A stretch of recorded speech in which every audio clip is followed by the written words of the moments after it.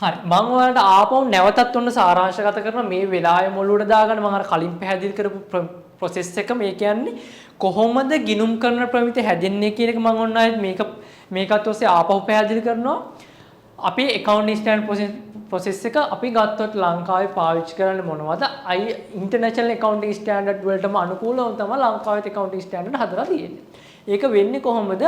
ඔන්න මම ආයෙත් මතක් කරනවා මේ වෙලාව මොළුවේ දාගන්නවා.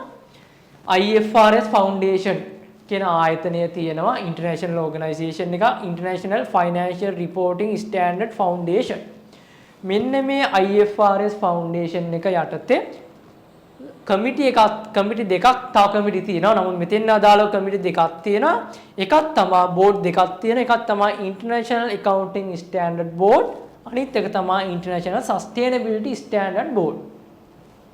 International Accounting Standard Board එකෙන් ප්‍රමිත වර්ග දෙකක් හදනවා. මොනවද?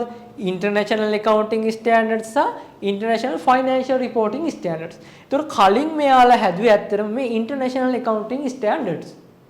ඒතර ඒවා දැන් එන්නේ නැහැ. දැන් අලුතෙන් එන ස්ටෑන්ඩඩ් එන්නේ IFRS විදිහට International Financial Reporting Standards.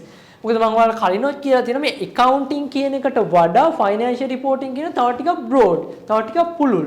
අන්න ඒ නිසා ඒකත් අහුවෙන විදිහට මේ මූල්‍ය වාර්තාකරණය කොහොමද වෙන්නේ? මේ accounting විතර නෙවෙයි මූල්‍ය වාර්තාකරණය කියන එක කොහොමද වෙන්න ඕනේ කියන එක සම්බන්ධයෙන් ප්‍රමිතත් වෙනස් වෙලා තියෙනවා. අන්න ඒ නිසා අලුතෙන් එන ඒවා එන්නේ IFRS කියලා.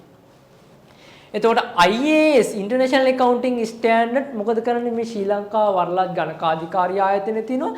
එයාලා ලංකාවට බලපෑත්වෙන විදිහට බලපෑත්වීම කරනවා. ඒවා කී මොන හරි වෙනස්කම් කරනවා නම් වෙනස් කිරීම ඊට පස්සේ ලංකාව තුළ ඉම්ප්ලිමන්ටේෂන් කරන එක ඒ ගැන දැනුවත් කිරීම කරන එක ඒ ඔක්කොම කරන ශ්‍රී ලංකා වරලත් ගණකාධිකාරී ආයතනය. ඒතර International Accounting Standard වල I එක ගලවලා අපි ගේනවා LKAS. IAS එක LKAS එක IAS දෙක තොග LKS දෙක තොග IAS 16 PPE property plant and equipment දේපල පිළිවෙත උපකරණ LKS 16 property plant and equipment දේපල පිළිවෙත උපකරණ තේරුණාද අරකම තමා මේ විදිහට කියනවා අලුතෙන් එන්නේ ඒවා ගත්තොත් එහෙම දැන් ඉස්සර තිබුණා IAS 17 කියලා ප්‍රමිතියක් කල්බදු වලට LKS 17 කියලා ප්‍රමිතියක් තිබ්බා කල්බදු කියලා ඒක දැන් අයින් වුණා. එහෙම ප්‍රමිතියක් නෑ. ඒක වෙනුවට අලුතෙන් ආවා IFRS 16. IAS 17 කියලා ප්‍රමිතියක් තිබ්බා. ඒක අවලංගු කරා. ඒක අයින් කරා. අයින් කළා අලුතෙන් එනවා මං කිය මොකක් කියලා දෙන්නේ. අලුතෙන් එන ප්‍රමිතිය හැම වෙලාවෙම එන්නේ IFRS කියලා. මෙතන තිබ්බ IAS 17 අයින් වුණා. මෙතන IFRS 16 වෙන්න මේ පැත්තට ආවා. අලුතෙන් ආපු ස්ටෑන්ඩඩ් එකට කියන්නේ IFRS 16 කියලා. ඒ නිසා මෙතන තිබ්බ LKS 17ත් අයින් කරා. අයින් කළා අපිත් මොකද කරන්නේ අන්තර්ජාතික ගිණුම් කරන ප්‍රමිත වලටම අනුකූල වෙන විදිහට ශ්‍රී ලංකාවේ IFRS 16 වෙනුවට SLFRS 16 කල්පදු ප්‍රමිතිය ආවා. තේරුණා නේද? ඒ නිසා මේක නම් වශයෙන් ගත්තොත් 100% සමානයි. මෙතන IAS එක වෙනුවට LKS මෙතනත් International Financial Reporting Standard. මෙතන ශ්‍රී Lanka Financial Reporting Standard. I අකුර වෙනුවට SL ආවා. මෙතන I අකුර වෙනුවට LK ආවා. ඔය දෙක ඔච්චරයි වෙනස. තේරුණා නේද? හරි.